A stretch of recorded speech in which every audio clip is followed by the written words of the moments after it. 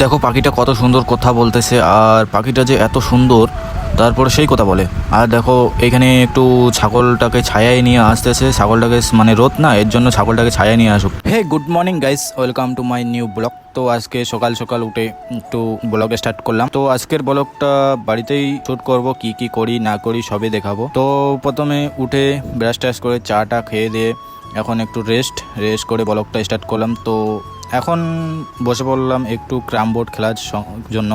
তো বাচ্চাদের সঙ্গে একটু ক্যারাম বোর্ড খেলে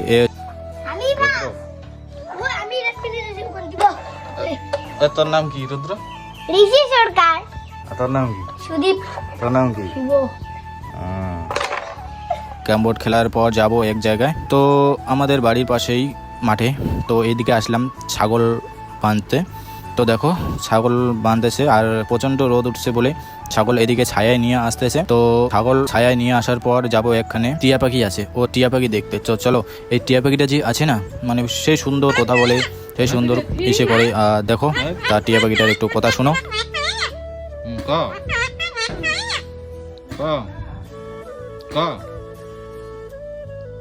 কি কইস ক,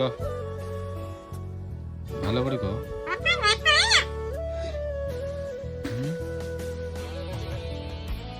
কি করছিস?